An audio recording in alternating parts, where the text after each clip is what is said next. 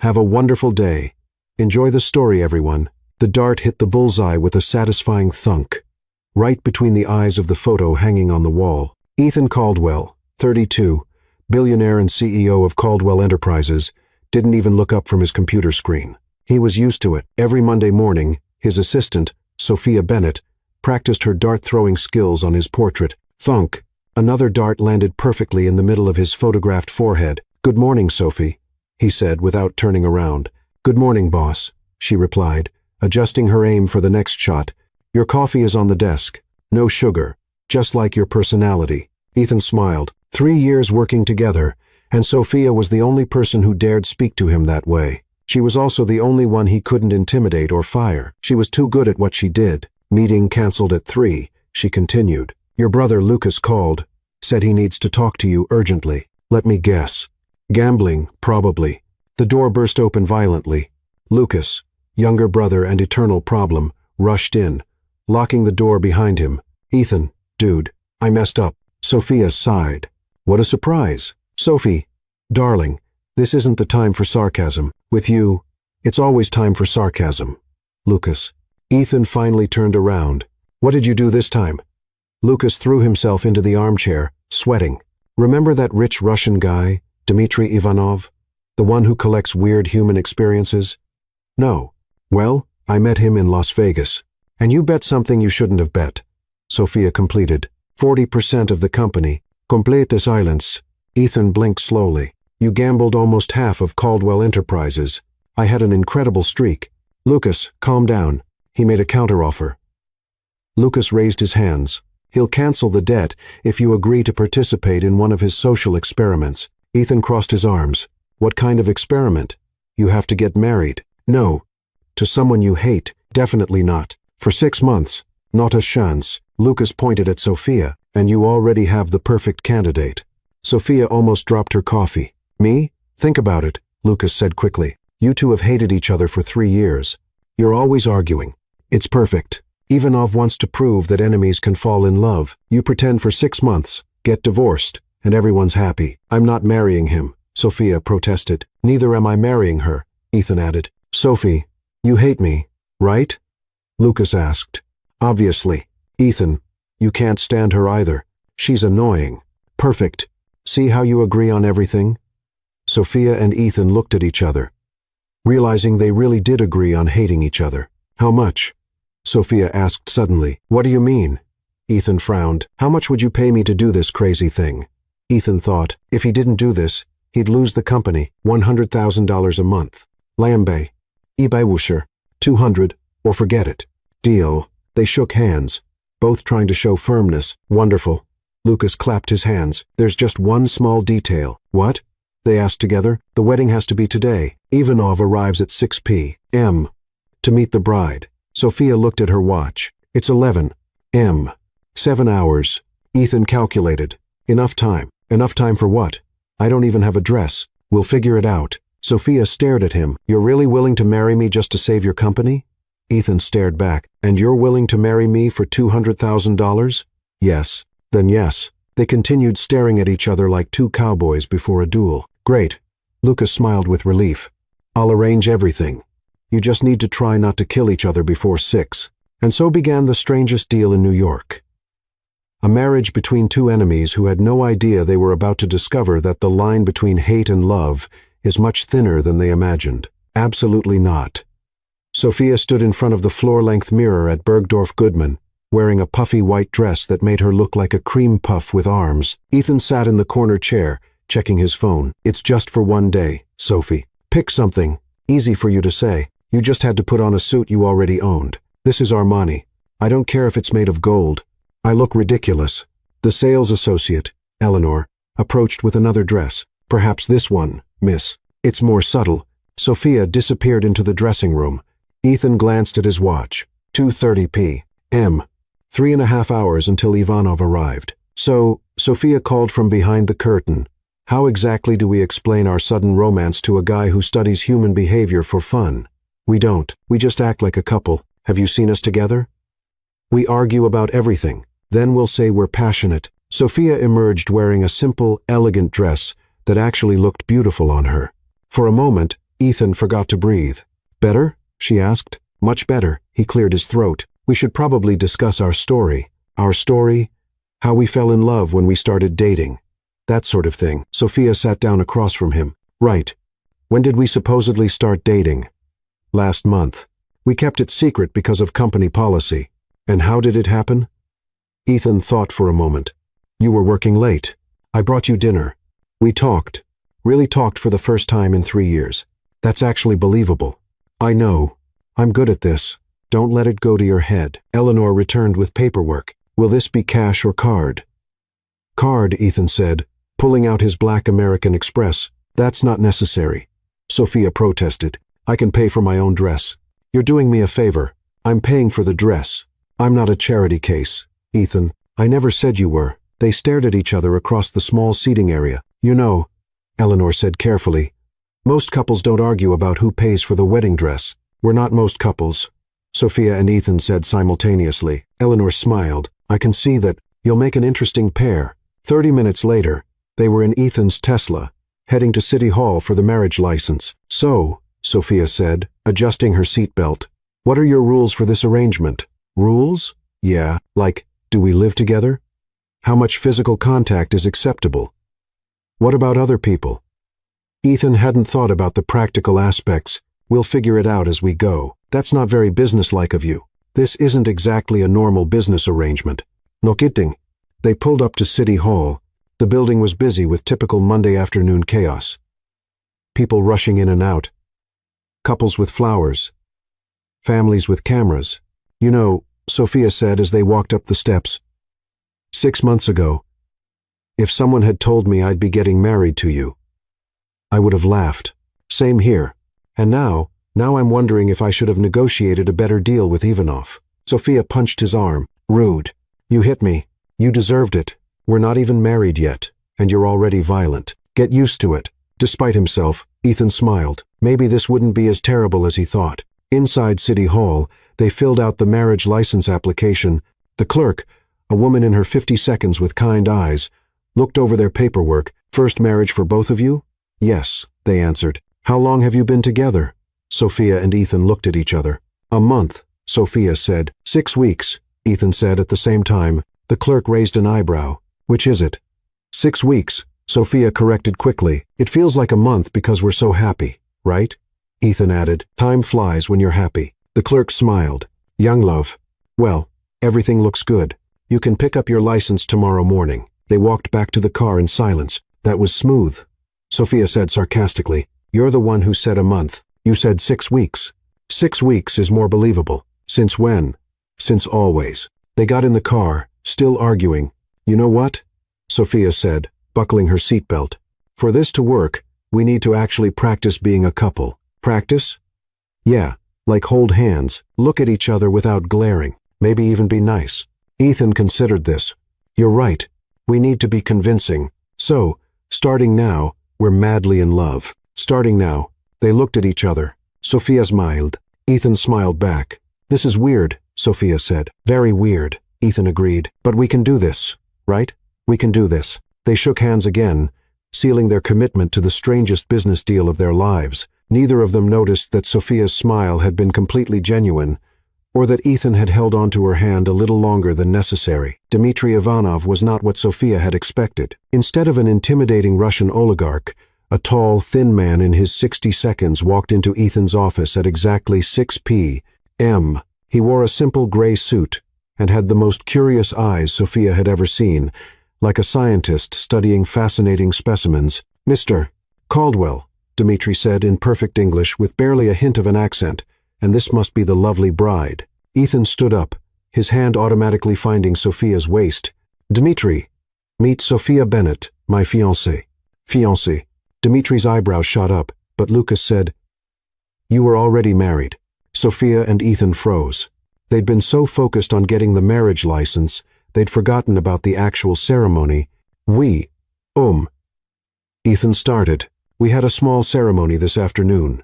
Sophia jumped in smoothly. Just the two of us. Very intimate. Dmitry clapped his hands together. How wonderfully romantic and so quick. Lucas tells me you've only been dating for 6 weeks, they said in unison. Fascinating, Dmitri pulled out a small notebook. Tell me, what attracted you to each other? Ethan and Sophia looked at each other. They hadn't prepared for this. Her intelligence, Ethan said finally. His dedication, Sophia added. Dmitri scribbled something down. And when did you realize you were in love? Another long pause. Last Tuesday, Sophia said. Last Wednesday, Ethan said simultaneously. Dmitri looked up from his notebook. Which day was it? Tuesday night, technically Wednesday morning, Ethan corrected quickly. We were working late on the Peterson account. It was about 2 a.m., Sophia continued, getting into the story. Ethan brought me coffee.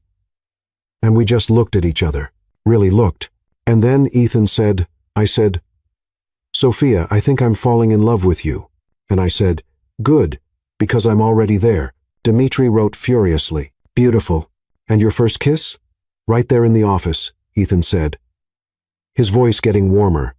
Under the city lights, through the window. It was perfect, Sophia added, and for a moment, she almost believed it herself. Wonderful. Now, I must ask about your previous relationship. Lucas mentioned you used to argue constantly. Sophia laughed. That's exactly how we knew we cared about each other. You don't get that passionate about someone you don't care about. She's right, Ethan said, looking at Sophia with what almost seemed like genuine affection. All that arguing was just unresolved tension. Sexual tension? Dmitri asked bluntly. Emotional tension, Sophia corrected quickly, her cheeks turning pink. Of course, Dmitri smiled. Now, for my experiment to work, you must live together as a real married couple. No separate apartments, no pretending in public, but living apart. Complete immersion. That's not a problem, Ethan said slowly. Excellent. I'll check in with you monthly. Random visits, of course. We mustn't contaminate the experiment with preparation. After Dmitri left, Ethan and Sophia sat in silence for a full minute. Well, Sophia said finally, that was terrifying. He's definitely studying us like lab rats, and we have to live together. Yeah. Another pause. Your place or mine? Ethan asked. Yours is bigger. True. But you'll need to bring your things. How much stuff are we talking about? I mean, it's only 6 months. Enough to make it look real. Dmitri might show up any time. Sophia stood up. Okay. Let's go pack up my life. An hour later, they were in Sophia's small but cozy apartment in Brooklyn. Ethan looked around, taking in the colorful walls, the plants everywhere, the bookshelves crammed with novels. It's so different from your office personality, he said. What did you expect? Gray walls and filing cabinets? Kind of. Yeah, Sophia started packing her clothes. You know, we're going to need some ground rules for living together, such as bathroom schedule, kitchen privileges, personal space. Fine, you can have the guest bathroom. I'll use the master. How generous. I try. Sophia folded a sweater and looked at him. Ethan, can I ask you something? Sure. Why didn't you fire me? In 3 years, I've given you plenty of reasons. Ethan sat down on her couch. Honestly, you're the only person who's ever stood up to me. Everyone else just says yes to everything. That must be boring. Very. So, you keep me around for entertainment? I keep you around because you make me better at my job.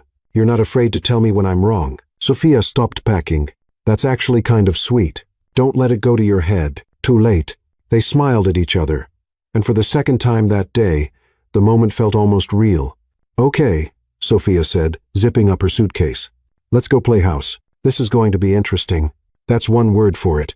As they loaded her boxes into Ethan's car, neither of them mentioned that the fake stories they'd told Dmitri had felt surprisingly natural to create together, or that living together might be more complicated than either of them had anticipated. Ethan's penthouse apartment was exactly what Sophia had expected. Sleek, modern, and about as warm as a museum exhibit. Floor-to-ceiling windows offered a spectacular view of Manhattan, but the furniture looked like it had never been actually used by a human being. Welcome to your new home, Ethan said, setting down her suitcase in the marble foyer. Sophia looked around, taking in the pristine white walls, the minimalist furniture, and the complete absence of anything personal. Do you actually live here? Or do you just sleep here between board meetings? I live here. Where? What do you mean, where? I mean, where do you actually exist in this space? There are no books, no photos, no random objects. It's like a hotel room. Ethan frowned, looking around his apartment as if seeing it for the first time. I don't collect things. Everyone collects something. Even serial killers collect. Well, never mind. Did you just compare me to a serial killer? If the perfectly organized shoe fits, they stood in the living room, surrounded by Sophia's boxes and the awkward reality of their situation. The sun was setting over the city, casting long shadows across the spotless hardwood floors. So, Sophia said, breaking the silence, where exactly am I sleeping? Guest bedroom down the hall, second door on the right, and you're in the master bedroom. Obviously. How far apart are these rooms? Why does that matter? Sophia gave him a look. Ethan, we're supposed to be newlyweds who are madly in love. If Dmitri shows up unannounced and we're sleeping in separate wings of the apartment, don't you think that might seem a little odd? Ethan hadn't considered this. What are you suggesting? I'm suggesting that maybe, for the sake of authenticity, we should at least make it look like we share a bedroom. You want to sleep in my room? I want to make it our room, at least superficially. Ethan's bedroom was as impersonal as the rest of the apartment, but at least it had a massive king-size bed and a view that probably cost more than most people's annual salaries. Okay, Sophia said, surveying the space. We need to make this look like 2 people live here. I'll put some of my things in the bathroom, hang some clothes in the closet, put my books on the nightstand. Fine, but I'm not actually sleeping with you. I wouldn't dream of it. You can take the couch. I'm not sleeping on the couch in my own apartment. Then what do you suggest? Ethan looked at the bed. It was enormous. I guess we could share, as long as you stay on your side. Trust me, that won't be a problem. They spent the next hour rearranging the bedroom to look lived in by 2 people. Sophia hung her dresses next to Ethan's suits, arranged her skincare products in the bathroom, and placed her favorite novels on the previously empty nightstand. There, she said, stepping back to admire their work. Much better now. It actually looks like humans live here. It looks different. Different good or different bad. Just different. They ordered Chinese takeout for dinner, eating it from the containers while sitting on Ethan's pristine white couch. So, Sophia said, using her chopsticks to grab some lo mein, tell me something about yourself that's not work-related. Why? Because if we're going to be married, I should probably know more about you than your coffee preference and your irrational hatred of Comic Sans font. My hatred of Comic Sans is completely rational. See? That's exactly what I'm talking about. What do you do for fun? Ethan thought about this longer than he should have. I work out. That's not fun. That's maintenance. What do you do when you want to relax? I work. Ethan, that's not healthy. It's worked fine for me so far. Has it? When was the last time you laughed? Really laughed? I laugh. At what? Your dart skills this morning were pretty amusing. Sophia nearly choked on her noodles. You think I'm bad at darts? You missed my nose completely on the 3rd throw. I was aiming for your forehead. Even worse, that's a much bigger target. Despite herself, Sophia laughed. You're terrible, so I've been told. They ate in comfortable silence for a while, watching the city lights twinkle below them. What about you? Ethan asked eventually. What about me? What do you do for fun? I read. I cook. I have friends I actually spend time with. Really? Don't sound so surprised. Some people have social lives. I have a social life. Business dinner don't count. Why not? Because you're working, not socializing. Ethan considered this. Maybe I should try having more fun. Maybe you should. At 10 p.m., they found themselves standing awkwardly outside Ethan's bedroom door. So, Sophia said, this is happening. We can handle this like adults, right? Adults. I'll use the bathroom first. Okay. 20 minutes later, Ethan emerged wearing pajama pants and a t-shirt. Sophia had never seen him in anything other than expensive suits, and the casual clothes made him look younger, less intimidating. Your turn, he said. Sophia disappeared into the bathroom with her toiletry bag, returning in sleep shorts and an oversized Columbia University t-shirt. Her hair was down for the first time Ethan could remember, falling in soft waves around her shoulders. Nice shirt, he said. Thanks. I actually went there. MBA, literature. Seriously, you sound surprised. I just didn't know you studied literature. There's a lot you don't know about me. They approached the bed like it might explode. Left side or right side? Ethan asked. I usually sleep on the left. I usually sleep in the middle. Well, tonight you sleep on the right. Fine. They got into bed, maintaining a careful distance between them. The bed was large enough that they could probably fit another person in the space they left in the middle. This isn't so bad, Sophia said, staring at the ceiling. No, it's fine, Ethan said. Thanks for paying for my dress today. You didn't have to do that. You're saving my company. It's the least I could do. Still, thank you. You're welcome. They lay in silence for a few minutes. Sophia, yeah. Why did you agree to this? Really? Sophia turned to look at him in the dim light coming through the windows. Honestly, the money is part of it. But mostly I was curious. Curious about what? About whether Dimitri's theory might actually be true. Whether two people who think they hate each other might actually not. Ethan turned to look at her too. What if he's right? What if he's wrong? Then we collect our divorce papers and go back to throwing darts at each other. Sounds like a plan. They turned away from each other, settling into their respective sides of the bed. Good night, husband, Sophia said softly. Good night, wife. Neither of them mentioned that the conversation had felt more intimate than either of them had expected, or that sleeping in the same bed felt surprisingly natural. As Sophia drifted off to sleep, she could hear Ethan's steady breathing beside her and found it oddly comforting. Ethan, meanwhile, was acutely aware of the light floral scent of Sophia's shampoo and the way she curled up on her side like a cat. It was going to be a very long 6 months. But maybe, just maybe, not in the way either of them had anticipated, Sophia woke up to the smell of coffee and bacon, which was strange because she lived alone and never cooked breakfast. Then she remembered she didn't live alone anymore, and this wasn't her apartment. She opened her eyes to find herself alone in Ethan's massive bed, sunlight streaming through the floor to ceiling windows. The space beside her was empty but still warm, and she could hear sounds coming from the kitchen, actual cooking sounds, not just the microwave she'd expected. Padding barefoot down the hallway in her oversized t-shirt and sleep shorts, she found Ethan standing at the stove, fully dressed in a charcoal gray suit, flipping pancakes with surprising skill. Good morning, he said without turning around. Coffee's ready. Sophia stared at him. You cook? I cook breakfast. Everything else? Not so much. But you're wearing a suit. I have a breakfast meeting at 8. Thought I'd make you something before I left. You made me breakfast. Ethan finally turned around, taking in her sleep-mussed hair and the way her t-shirt had slipped off one shoulder. For a moment, he forgot what he was going to say. I figured married people probably do that, he said finally. Make each other breakfast. Sophia couldn't hide her smile.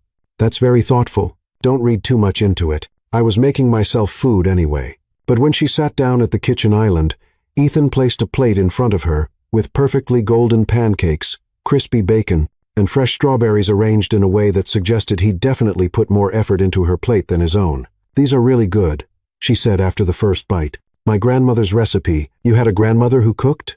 Shocking. I know, not everyone in my family was born wearing a suit. Sophia laughed. Tell me about her. Ethan poured himself coffee, leaning against the counter. She raised me and Lucas after our parents died. She was nothing like the rest of the Caldwell family. She believed in Sunday dinners and homemade cookies, and actually talking to each other. She sounds wonderful. She would have liked you. Really? She had no patience for people who were afraid to speak their minds.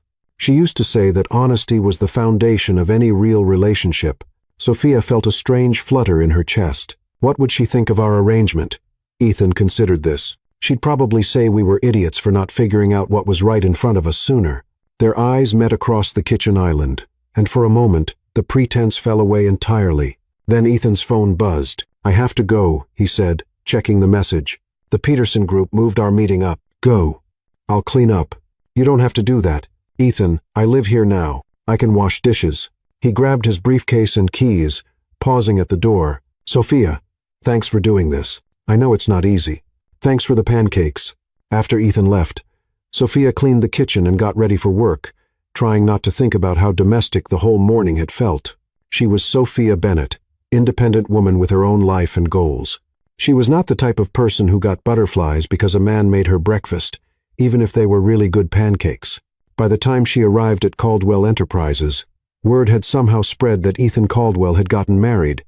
The reception desk was buzzing with rumors, and Sophia could feel eyes following her as she walked to the elevator. Sophia, Mia from HR practically pounced on her. Is it true? Are you really married to Mr. Caldwell? Yes, but you hate each other. We worked through our differences. How? When? Yesterday you were throwing darts at his picture.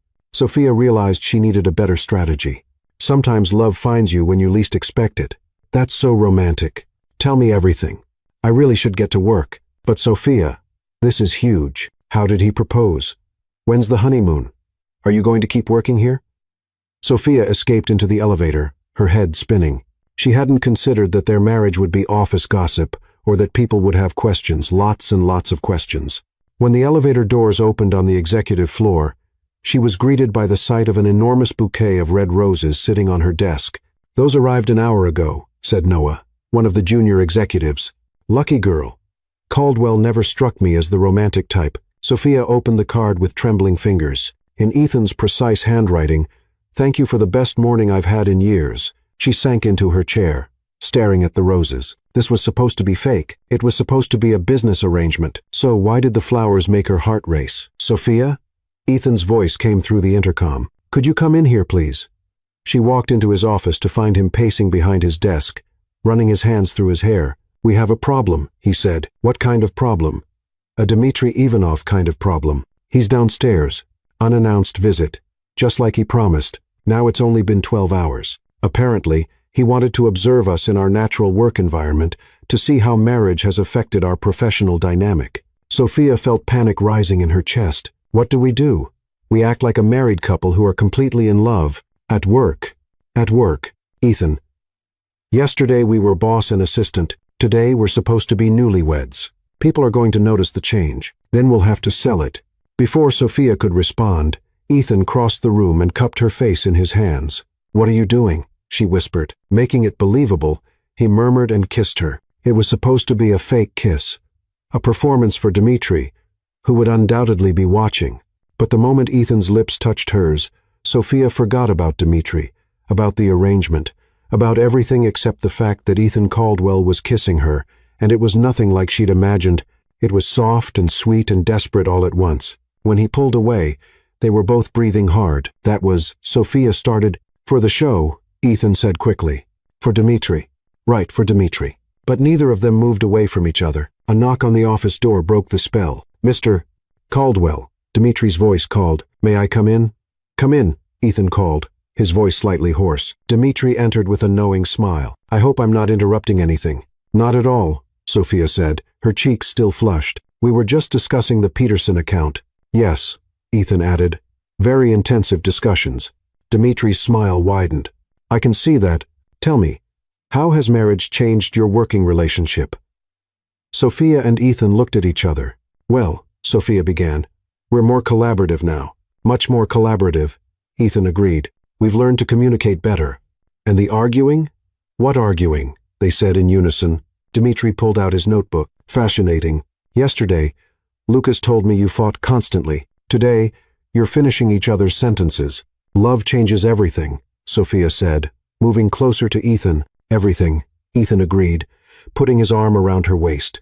Dmitry spent the next hour observing them work together, taking notes on everything from how they passed documents to each other carefully, with lingering touches to how they discussed project details in low, intimate voices. Even when talking about budget reports, Sophia found herself leaning into Ethan's shoulder while reviewing contracts. Ethan found excuses to brush his fingers against hers when handing her files. They shared secret smiles and inside jokes that felt surprisingly natural. "Remarkable," Dmitry murmured, scribbling furiously. "The transformation is quite dramatic." "What transformation?" Ethan asked. "Yesterday, according to my research, you two barely tolerated each other. Today, you're exhibiting classic signs of a bonded pair. Synchronized body language, increased physical contact, shared attention, focus. We've always worked well together," Sophia said. "We just express it differently now." "Indeed. Tell me, how do you resolve conflicts now?" Ethan and Sophia exchanged glances. "We talk," Ethan said slowly. "We listen to each other," Sophia added. "We find compromise," they said together. Dmitry looked delighted. "And last night, how was your first night as a married couple?" Sophia blushed furiously. "It was nice. Very nice," Ethan agreed, his voice dropping to an intimate murmur. "We talked for hours." "Really talked about what?" "Everything," Sophia said softly, looking at Ethan with what appeared to be genuine affection. "Our dreams, our fears, our hopes for the future." Ethan felt something twist in his chest, the way she was looking at him, the softness in her voice. It didn't feel like acting anymore. "Beautiful," Dmitry sighed. "Young love is quite remarkable to observe. I'll leave you to your work now." After Dmitri left, Ethan and Sophia stood in the middle of his office, suddenly aware that they were still standing very close together, Ethan's arm still around Sophia's waist. "That went well," Sophia said quietly. "Very well." Neither of them moved. "Ethan." "Yes." "The kiss. Was that really just for show?" Ethan looked down at her, at the way her eyes were searching his face, at the slight part of her lips that made him want to kiss her again. "Was it for you?" Before Sophia could answer, Ethan's phone rang, shattering the moment. "Caldwell Enterprises," he answered. Stepping away from Sophia, she watched him take the call, touching her lips where his had been moments before. Everything about this arrangement was getting more complicated by the hour. When Ethan finished his call, he found Sophia back at her desk, typing furiously and deliberately not looking at him. "Sophia?" "Yes, Mr. Caldwell." The formal address hit him like a slap.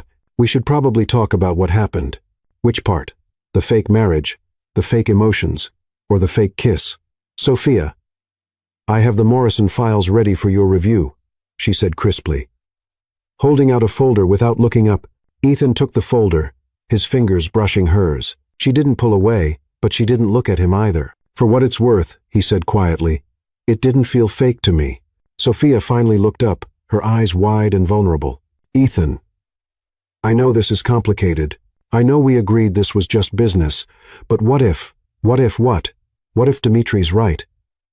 What if there's something here that we've been too stubborn to see?" Sophia stared at him for a long moment. Then her computer chimed with an email, breaking the spell. "The Peterson Group wants to move up their presentation," she said. "Back to business. You'll need to review those contracts by tomorrow." "Sophia, we need to talk about this." "No," she said firmly. "We need to keep this professional. This is a business arrangement. Remember, 6 months, then we go back to our normal lives. And if our normal lives aren't what we want anymore, then we'll deal with that in 6 months.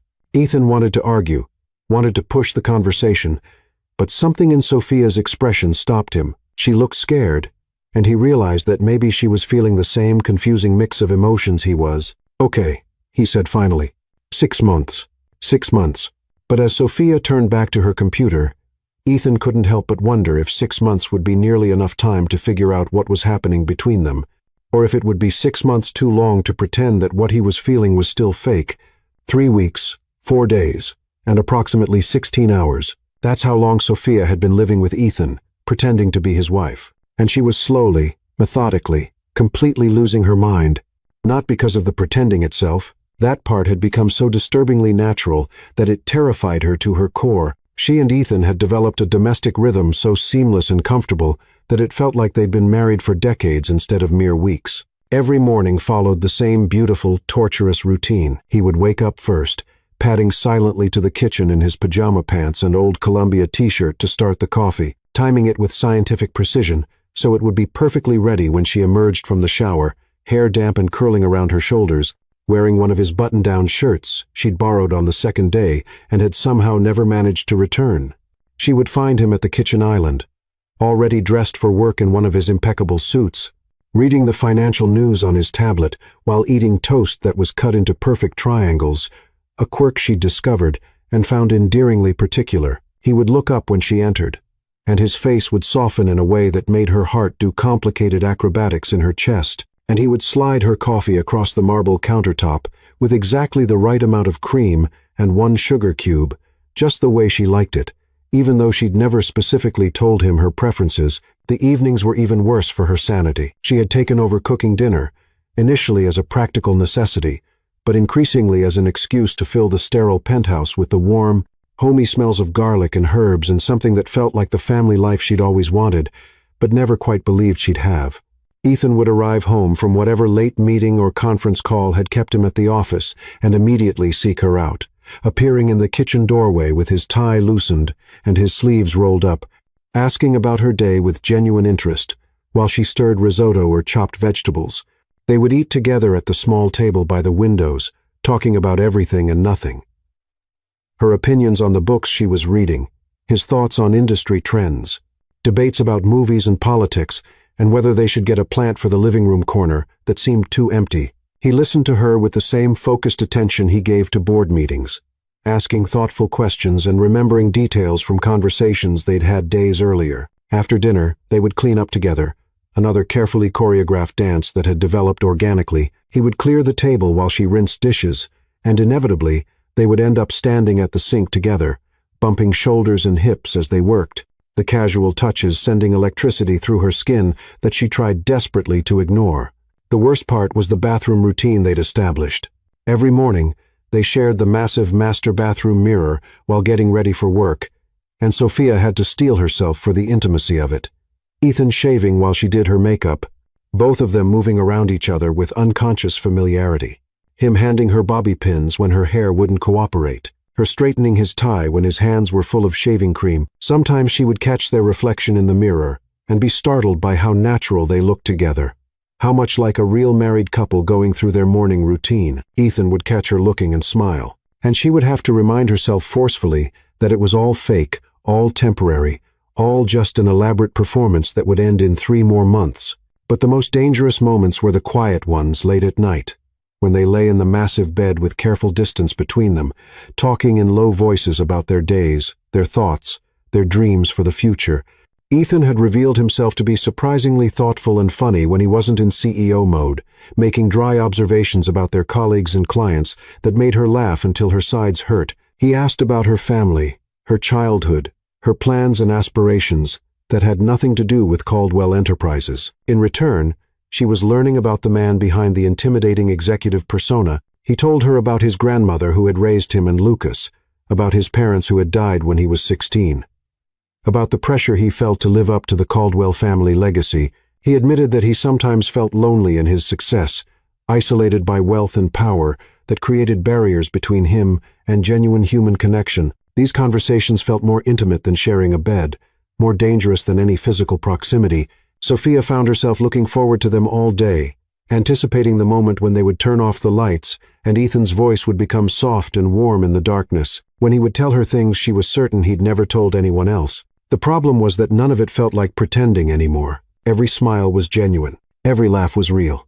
Every casual touch sent lightning through her nervous system and made her want more. Sophia was head over heels in love with her fake husband, and she was becoming increasingly certain that he was falling just as hard for her, which made everything infinitely more complicated. Because what happened when 6 months were up and they were supposed to go back to being boss and assistant who could barely tolerate each other? How was she supposed to sit across from him in business meetings and pretend she didn't know how he looked when he first woke up, sleepy and disheveled and impossibly handsome? How was she supposed to take dictation and file reports and maintain professional distance when she knew the way he laughed at her terrible jokes, the way he unconsciously hummed while he cooked, the way he said her name like it was something precious? She was contemplating this personal disaster while reorganizing Ethan's project files. For the 4th time that morning, a nervous habit she'd developed when her thoughts became too tangled and overwhelming to bear. When Lucas burst into the office, looking uncharacteristically serious, his usual carefree demeanor replaced by something that looked suspiciously like panic, mixed with guilt. "We need to talk," he said without preamble, closing the door behind him and engaging the lock with a decisive click that suggested whatever conversation was coming would require complete privacy. "Good morning to you, too, Lucas," Sophia said, not looking up from her computer screen where she was pretending to be deeply absorbed in quarterly budget projections that she'd already reviewed 3 times. "Lovely day, isn't it? The weather's been absolutely beautiful lately. I was thinking about suggesting to Ethan that we take a walk in Central Park this weekend. Maybe have a picnic." "Cut the small talk, Sophia. Where's Ethan?" The sharpness in Lucas's voice made her look up from her screen. "Conference call with the Tokyo office. Some major crisis with the Nakamura account. Apparently, there's been a miscommunication about delivery schedules that's threatening the entire partnership. It'll be another hour at least. Possibly 2 if Mr. Prauner. Nakamura is feeling particularly difficult today." Lucas sat down heavily in the chair across from her desk, running both hands through his hair in a gesture so similar to Ethan's stress response that it was momentarily startling. The Caldwell brothers might have completely different personalities and approaches to life, but they shared certain mannerisms that spoke to their shared genetics and childhood. "Sophia, I need to tell you something about Dimitri's experiment. Something important that changes everything we thought we knew about this situation." Something in his tone urgent, worried, almost frightened, made Sophia minimize her computer screen and give him her full attention. Lucas was serious in a way she'd never seen before, his usual joking demeanor replaced by an expression that looked almost like guilt mixed with fear. "What about the experiment? It's not what we thought. It's not what any of us thought. I've been doing some digging, and what I found—" Lucas paused, seeming to gather his courage. "Sophia, we've all been played, manipulated, used." "What do you mean?" Lucas pulled out his phone with hands that weren't quite steady and queued up a video file, angling the screen so she could see clearly. Dmitry Ivanov appeared on the screen, standing in what looked like a professional laboratory setting. White walls lined with complex charts and graphs, computer monitors displaying data, the unmistakable atmosphere of serious scientific research. Subject Observation Day 21.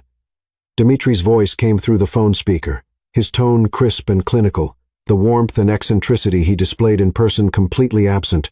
The Caldwell-Bennett pairing continues to exceed all established parameters and projections. Initial hostility has transformed into genuine affection at a rate far surpassing any of my previous study groups. Physical intimacy indicators suggest complete relationship integration ahead of schedule. Emotional bonding appears authentic and sustainable, with both subjects displaying classic signs of attachment and pair bonding. Sophia felt her blood run cold, a chill that started in her chest and spread outward until her fingers were numb where they gripped the edge of her desk. Previous study groups. Lucas paused the video, his expression grim. "Sophia, Dmitry Ivanov isn't just some eccentric rich guy with too much money and strange hobbies. He's not even primarily a businessman. He's Dr. Dmitry Ivanov, behavioral psychologist with a PhD from Cambridge, postdoctoral work at Stanford, and 20 years of research experience in relationship psychology and human bonding patterns. He's been conducting controlled experiments on forced cohabitation and artificial relationship creation for the better part of a decade. Experiments on couples, strangers, people he manipulates into fake relationships, so he can study how quickly genuine emotions can develop under controlled circumstances, what environmental factors accelerate emotional bonding, how artificial proximity can create authentic intimacy. He's published dozens of papers on it, won prestigious awards, spoken at international conferences. He's considered one of the leading experts in the field of manufactured intimacy and experimental relationship dynamics. Sophia sank back in her chair, feeling like the floor had just dropped out from under her, like everything solid and real in her world had suddenly revealed itself to be an illusion. We're lab rats. Worse, we're specimens in a long-term psychological study that's been carefully designed and calibrated to produce specific results. According to his research notes, which I may have illegally obtained through a private investigator, Lucas hesitated, clearly uncomfortable with what he was about to reveal. "What, Lucas? What did you find out?" 93% of his subjects end up in genuine romantic relationships within 6 months of forced cohabitation. But here's the crucial part. The thing that makes this so dangerous. The relationships only survive long-term if the subjects figure out their feelings are real before the experiment officially ends, and they learn the truth about the manipulation. If they don't, they go back to their original relationship dynamic, usually with added resentment and emotional damage because they feel manipulated and used. The artificial nature of how the relationship started poisons any chance of something real developing naturally afterward.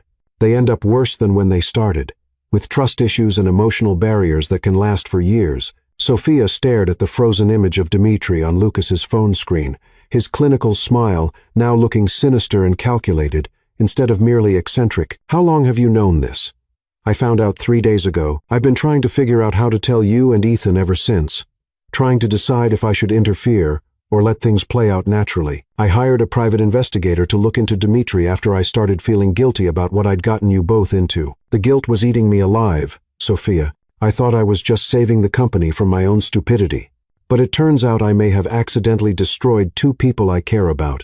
Guilty, Lucas? You could have told us this was a real psychological experiment from the beginning. I didn't know. I swear on our grandmother's grave, on everything I hold sacred, I had no idea what he really was when I made that deal. I thought he was just some rich eccentric with bizarre hobbies and too much money to spend on weird social experiments. But Sophia... Lucas leaned forward, his expression intense and desperate. The important thing isn't how we got here, or who's to blame. The important thing is what you do with this information now. What do you mean?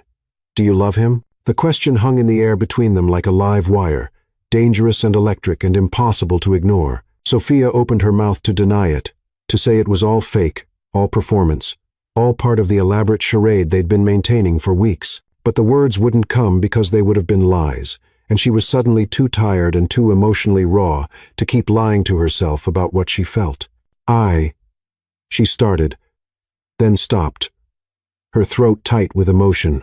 Because if you do, Lucas continued gently, his voice softer now, more like the caring brother-in-law she'd come to know over the past weeks.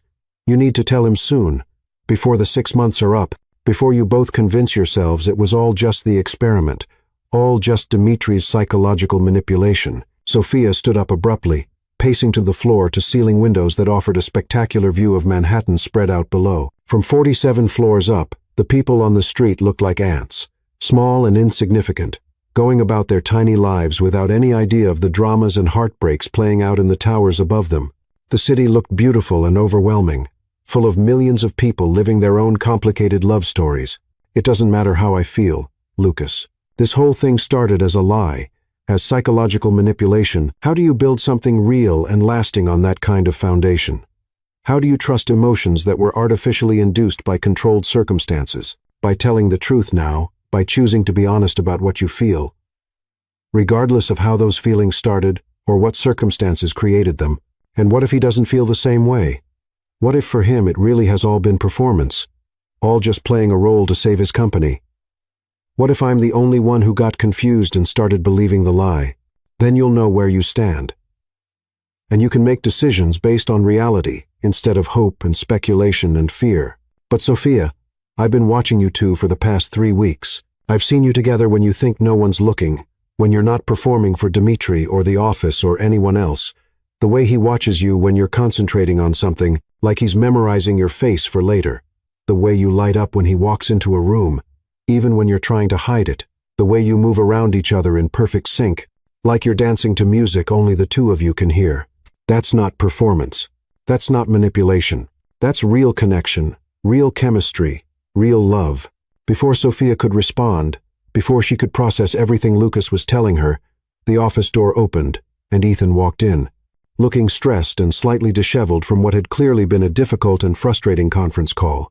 His tie was loosened, his usually perfect hair mussed from running his hands through it repeatedly, and there were tired lines around his eyes that spoke to the pressure he'd been under with the Tokyo crisis. Lucas, what are you doing here? He looked between his brother and Sophia, his sharp business instincts clearly picking up on the tension crackling in the air. The way Sophia was standing rigidly by the window, and Lucas was sitting forward in his chair like he was ready to bolt. Is everything okay, Sophia? You look upset.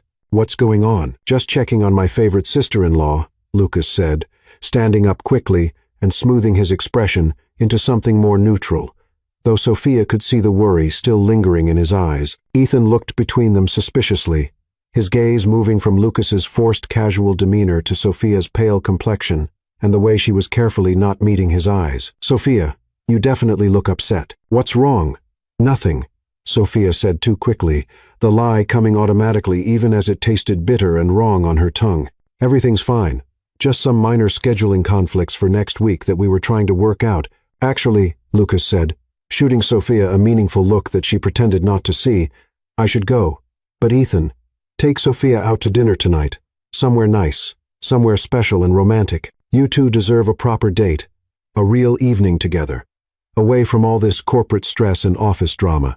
Lucas, Sophia warned, hearing the matchmaking tone in his voice and not trusting where this conversation was heading. What? You're married. Married people go on dates. They have romantic evenings. They celebrate their relationship. Lucas grinned, but there was something desperate in his expression, like he was trying to push them towards something crucial and time-sensitive. Besides, when was the last time either of you did something just for fun, just because you wanted to? When did you last have an evening that wasn't about work or obligations or maintaining appearances? After Lucas left, practically fleeing the office in his haste to escape, Ethan sat on the edge of Sophia's desk, his weight making the expensive wood creak slightly. Okay, what was that really about? And don't tell me it was scheduling conflicts, because I know you better than that now, and something has clearly upset you. Sophia looked up at him, taking in the concern in his dark eyes, the way his attention was completely focused on her, like nothing else in the world, mattered at that moment.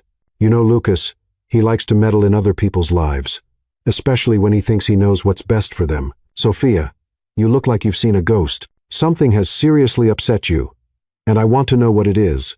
She forced a smile, the same bright, professional expression she'd perfected over 3 years of working for him, the armor she wore when she needed to hide her true feelings. I'm fine, really, just tired. This whole situation has been a lot to adjust to. Ethan studied her face for a long moment, and she could see him cataloging the details, the slight tension around her eyes, the way she was fidgeting with her pen, the careful distance she was maintaining between them when usually she would have moved closer, would have relaxed into the easy intimacy they'd developed. You know what? Lucas is right about dinner. We should go out away from the apartment, away from the office, away from all the reminders of business and obligation and whatever is bothering you. Just us. Sophia, I know this whole situation is strange and complicated.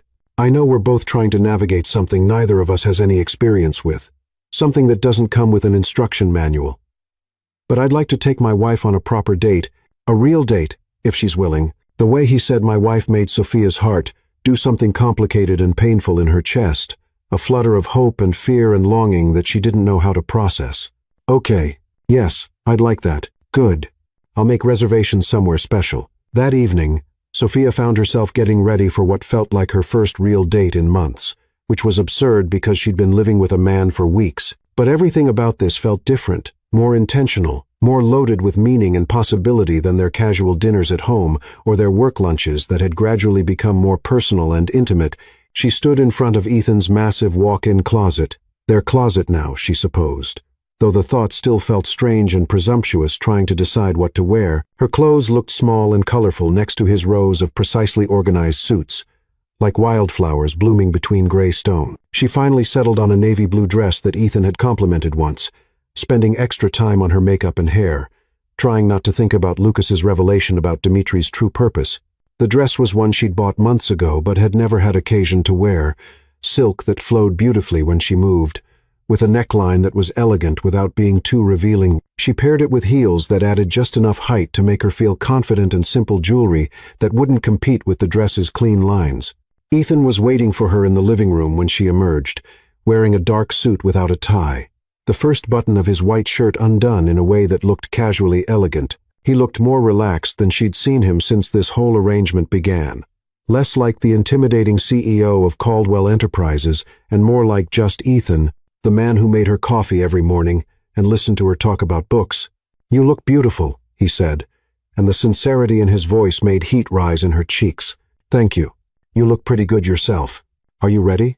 As ready as I'll ever be. He'd chosen a small Italian restaurant in Brooklyn, the kind of intimate, family-owned place with checkered tablecloths and wine bottles converted into candle holders that spoke to generations of family tradition. It was nothing like the corporate dining establishments where he usually conducted business all glass and steel and impersonal efficiency designed to intimidate and impress.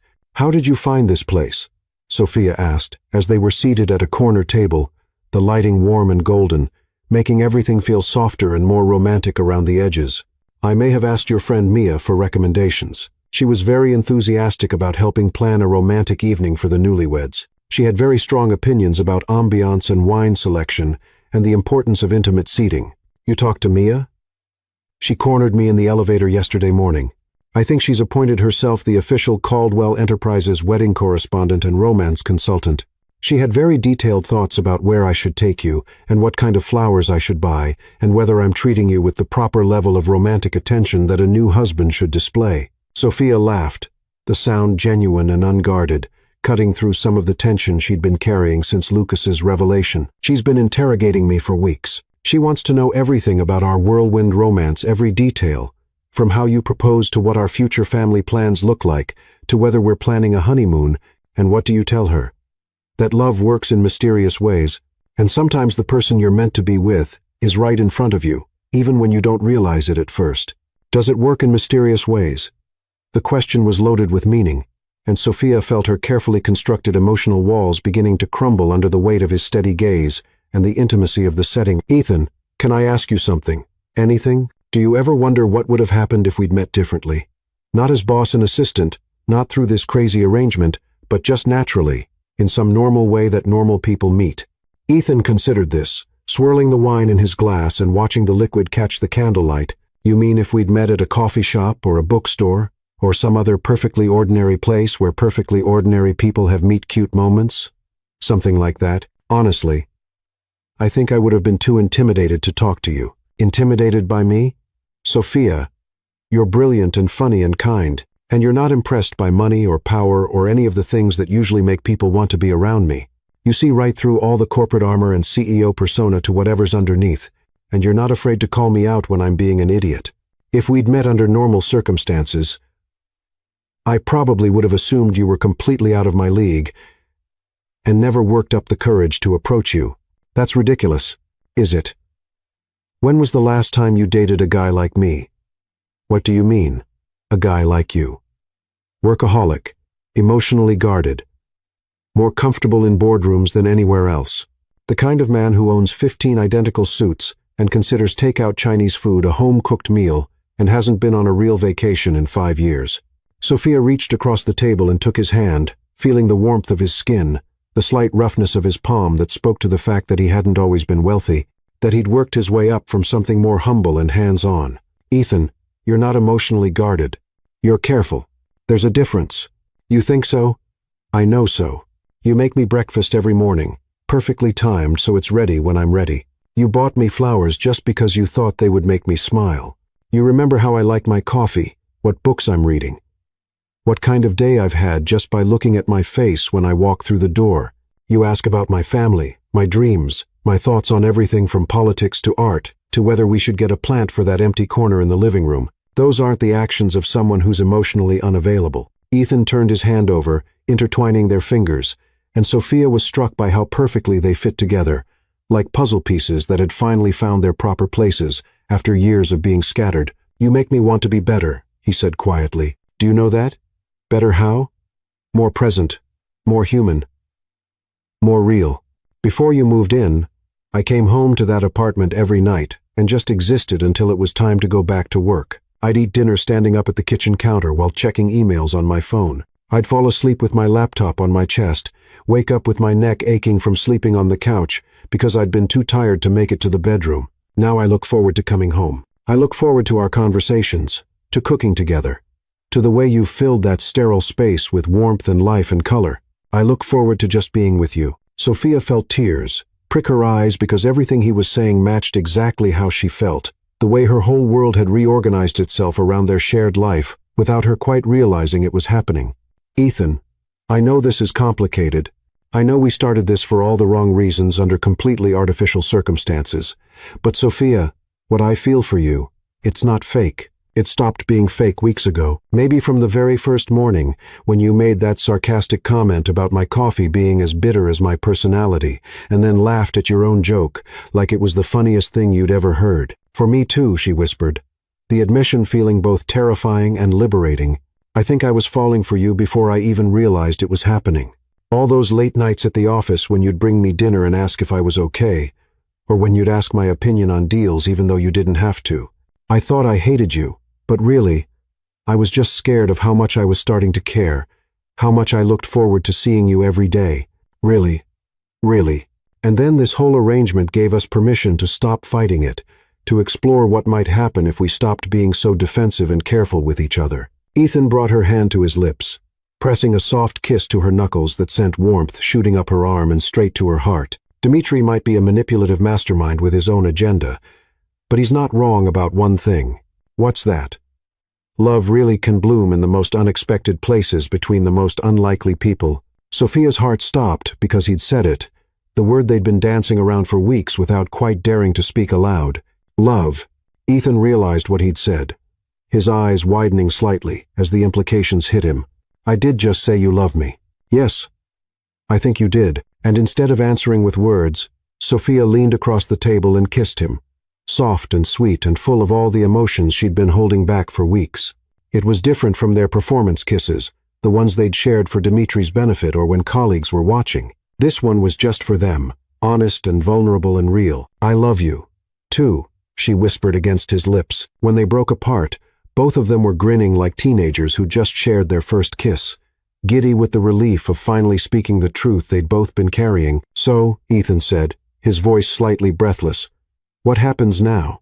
Now we stop pretending we're married and start actually being married. What about the 6-month agreement? What about Dimitri's experiment? What about it, Ethan? If you want to be with me because you love me, not because of some arrangement or psychological experiment, then the timeline doesn't matter. The circumstances that brought us together don't define what we choose to do now." Are you saying what I think you're saying? I'm saying that maybe Dimitri's experiment worked too well. Maybe we don't need 6 months to figure out if this is real. Maybe we already know. Ethan signaled the waiter for the check, his movements urgent with sudden need. "Let's go home. Home. Our home. Where we belong. Together." They barely made it through the apartment door before Ethan was kissing Sophia against the foyer wall. Months of suppressed emotion and careful restraint, finally breaking free in desperate touches and whispered confessions. "I love you," he said between kisses, his hands framing her face like she was something precious and fragile that might disappear if he didn't hold on tight enough. "I love your smile and your laugh and the way you argue with me about everything from coffee preferences to quarterly reports. I love you too," she replied, running her fingers through his hair and marveling at how soft it was. How different he looked with it must, and his careful control finally slipping. "I love how you take care of me, and how you make me feel safe, and how you're not nearly as intimidating as you pretend to be." "I'm not intimidating at all. You're terrifying. And I'm completely hopelessly crazy about you." They moved through the apartment together, shedding clothes and inhibitions and the last vestiges of pretense as they went. For the first time since this arrangement began, they came together as husband and wife in every sense of the word, not because they had to for appearances or experiments, but because they wanted to. Because they chose each other freely and completely. Later, much later, as they lay tangled together in the sheets, skin against skin in the moonlight streaming through the floor-to-ceiling windows, Sophia traced lazy patterns on Ethan's chest while he played with her hair. "Ethan, what are we going to tell Dimitri when he comes for his next evaluation? The truth. That his experiment worked better than he could have possibly imagined, that two people who thought they hated each other discovered they were perfect for each other. And Lucas? We'll thank him for being an idiot with excellent instincts and terrible gambling habits that somehow led to the best thing that's ever happened to us." Sophia laughed, the sound vibrating against Ethan's chest. "I can't believe I'm saying this, but I'm actually grateful for this whole crazy situation. Why? Because without it, we might never have stopped being too stubborn and scared to see what was right in front of us. We might have gone on being professional and distant forever, never knowing what we were missing." Ethan pulled her closer, pressing a kiss to the top of her head.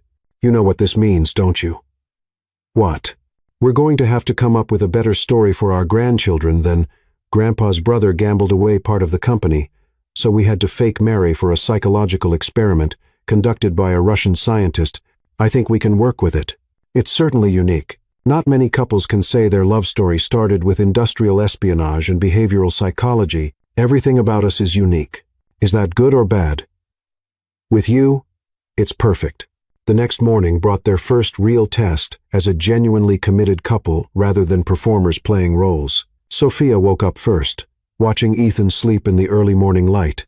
His face relaxed and younger looking without the careful control he maintained during waking hours. She could get used to this view, she thought. She wanted to get used to it. When Ethan woke up and found her watching him, his first instinct was to smile rather than immediately check his phone or start thinking about the day's meetings. And Sophia knew with absolute certainty that whatever they'd found together was real and lasting and worth fighting for. "Good morning, wife," he said, voice rough with sleep. "Good morning, husband." They had breakfast together, real breakfast that Ethan cooked while Sophia made coffee. And for the first time, it felt like a choice rather than an obligation or performance.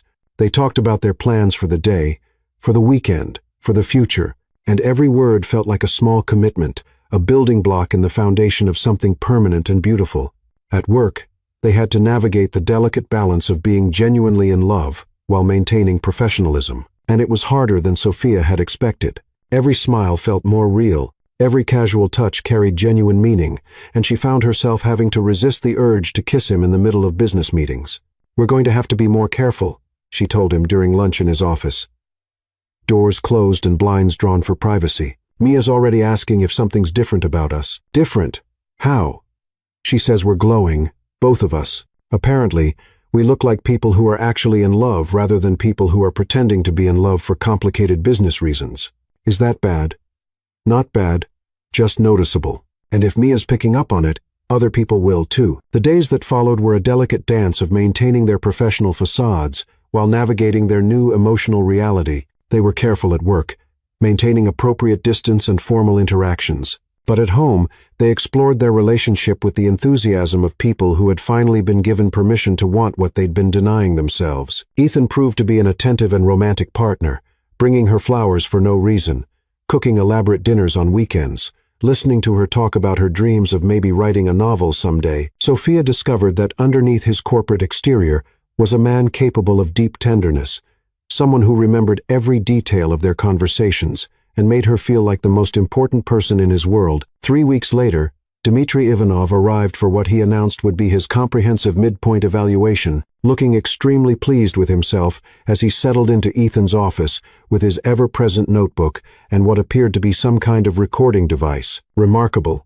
he said, watching Ethan and Sophia work together with the easy synchronization of people completely in tune with each other. "Simply remarkable. The transformation has exceeded every parameter of my study, surpassed all my most optimistic projections." "What transformation?" Sophia asked, not looking up from the contract she was reviewing but smiling slightly at Ethan's quiet comment about the client's increasingly ridiculous demands.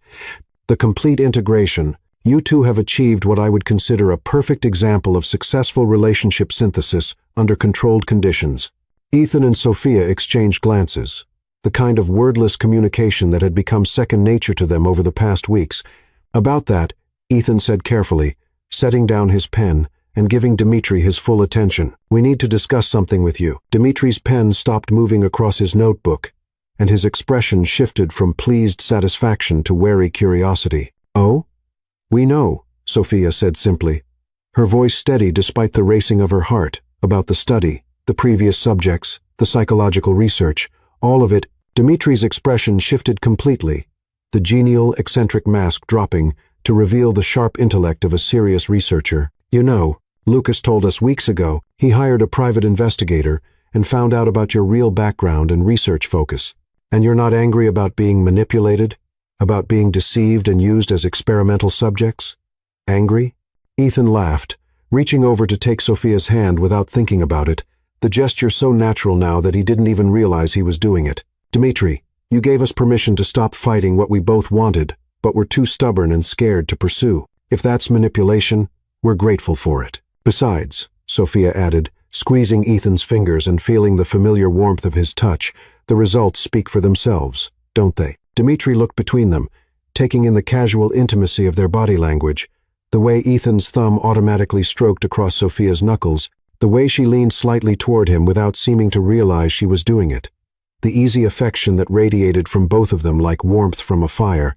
"Indeed, they do," he said slowly, making detailed notes in his book. "Tell me, when did you realize your feelings were genuine rather than simply responses to the experimental conditions?" 3 weeks ago, they said simultaneously, then laughed at their perfect synchronization, the sound natural and unforced. At dinner, Sophia continued, her cheeks pink with the memory, "When we finally admitted that we'd fallen in love with each other, not with the idea of being married or the convenience of the arrangement, and you're confident these feelings will persist beyond the experimental timeline, that they're not simply the result of proximity and artificial intimacy."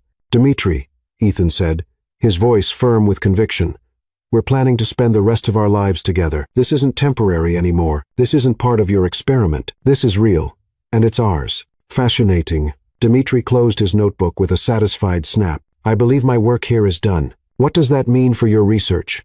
Sophia asked. "It means I have another extraordinarily successful case study in the power of forced proximity to break down artificial barriers between compatible individuals. You'll be featured prominently in my next paper.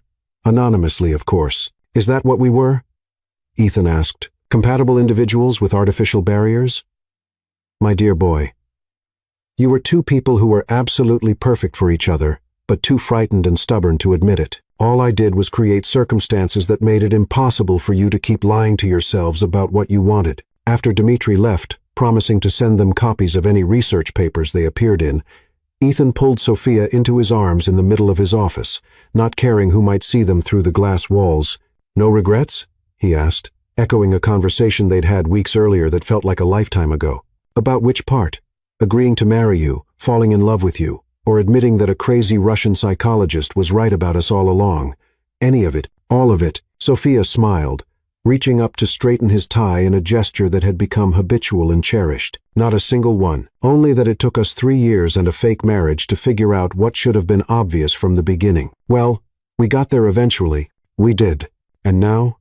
Now we live happily ever after. That sounds perfect to me. Ethan kissed his wife, his real wife, the woman he loved more than he'd ever thought possible to love another person, and thought that sometimes the best things in life really did come from the most impossible circumstances. Love, it turned out, didn't care about logic or planning or proper procedures. It found its way regardless, even when it needed a little scientific assistance.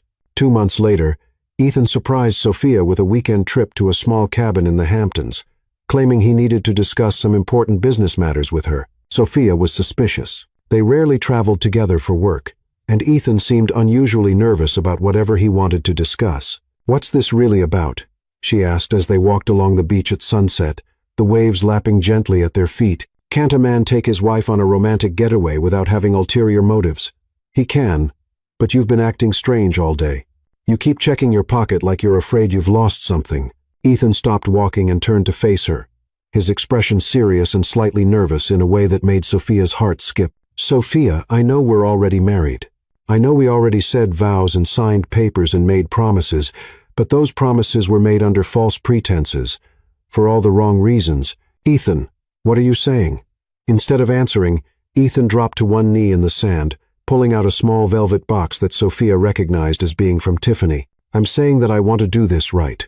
I want to ask you properly, freely, with no experiments or arrangements or outside pressure.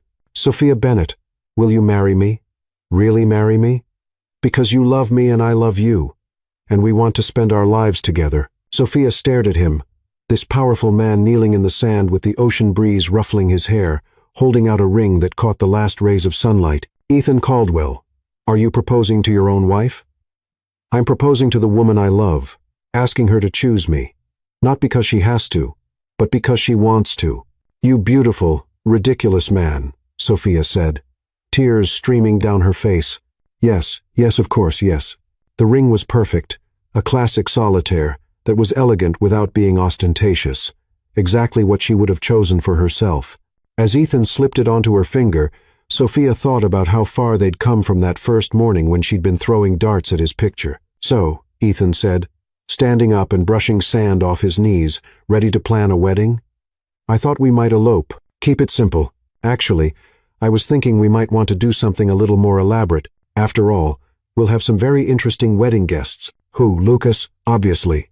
And I thought we might invite Dmitri. After all, without his interference, we might never have figured this out." Sophia laughed. "You want to invite the man who manipulated us into falling in love to our real wedding?" "I want to invite the man who gave us the push we needed to stop being idiots." 6 months later, Lucas stood as best man at Ethan and Sophia's second wedding, their real wedding, the one they chose freely rather than entered into under duress. Tears streamed down his face as he watched his brother marry the woman who had transformed him from a workaholic machine into a man capable of love and joy and genuine partnership.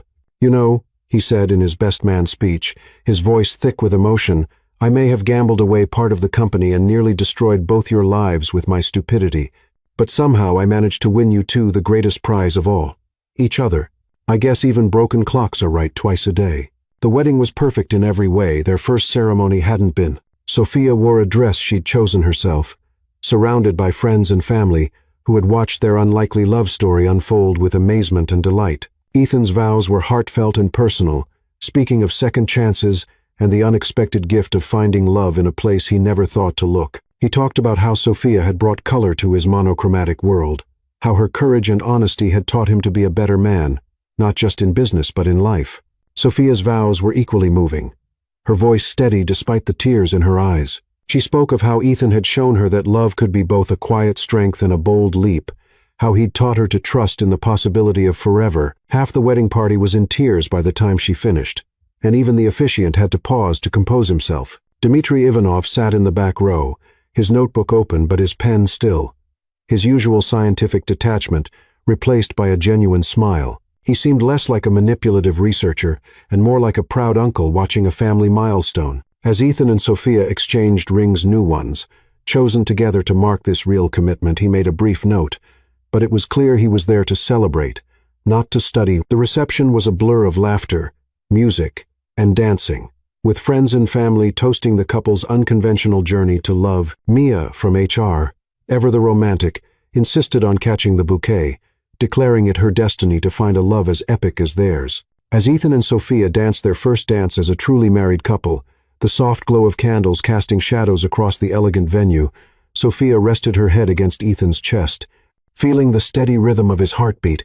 "I love you, Mrs. Caldwell," Ethan whispered, his voice low and warm in her ear. "I love you too, Mr. Caldwell. Forever and always. Forever and always." They swayed together, lost in the moment, oblivious to the guests watching them with affection and a touch of awe. Lucas, wiping away another tear, raised a glass to them from across the room, mouthing, "You're welcome." Sophia caught his eye and laughed softly, shaking her head at his incorrigible pride in his accidental matchmaking. Later, as they sat together at the head table, sharing a slice of wedding cake, Sophia leaned over to Ethan. "Do you think we'd have ended up here without Dimitri's experiment? Without Lucas's reckless bet?" Ethan considered this, his fork pausing halfway to his mouth. "I'd like to think we would have. Maybe it would have taken longer.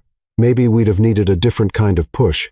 But I believe we were always meant to find each other." "That's dangerously romantic for a man who used to think takeout was a personality trait," she teased. He grinned, stealing a bit of frosting from her plate.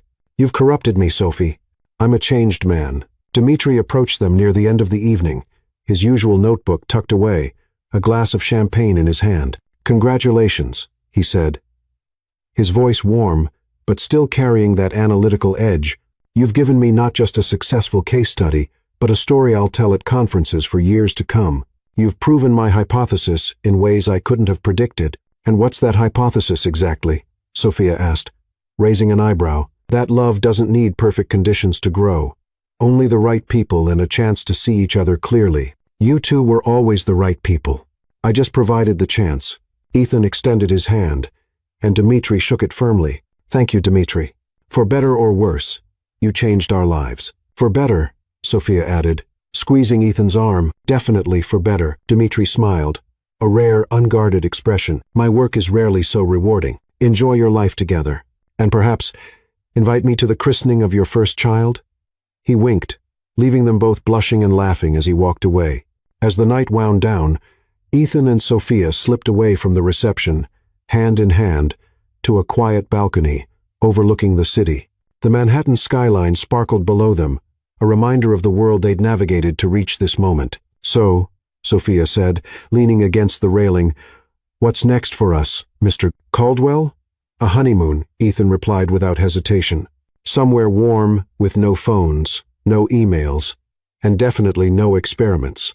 I like the sound of that. And then?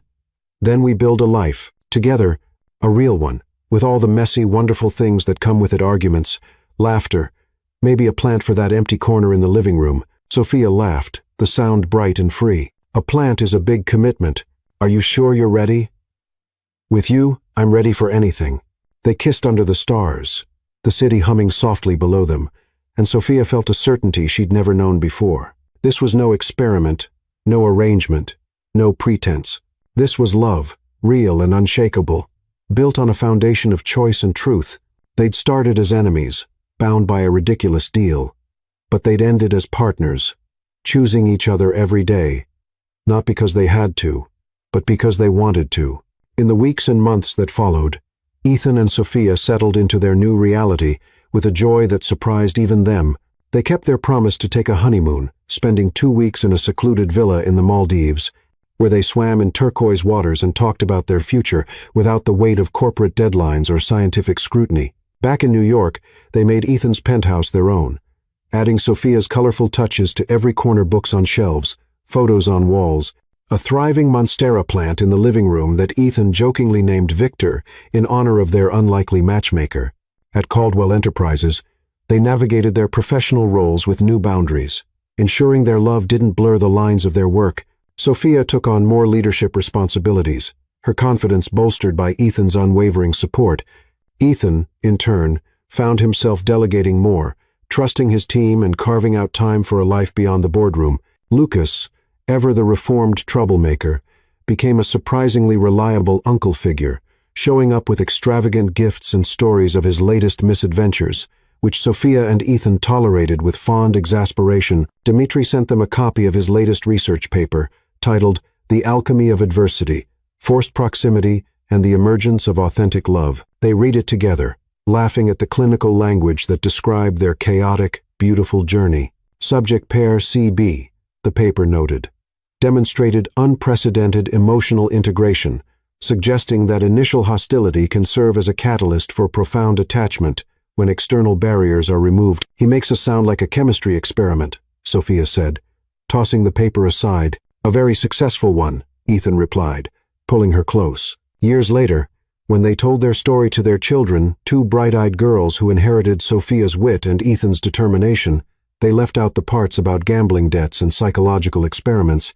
focusing instead on the moment they realized they were meant to be together.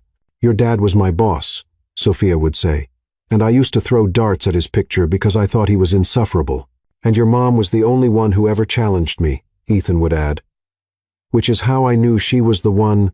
The girls would giggle, asking for the story again and again, never tiring of the idea that love could start with a dartboard and end with forever. And in the quiet moments, when it was just the two of them, Sophia and Ethan would look at each other and marvel at how a single reckless bet and a mad scientist's experiment had led them to a life they'd never dared to dream of. Worth every dart, Sophia would say, and Ethan would kiss her, agreeing, worth every risk.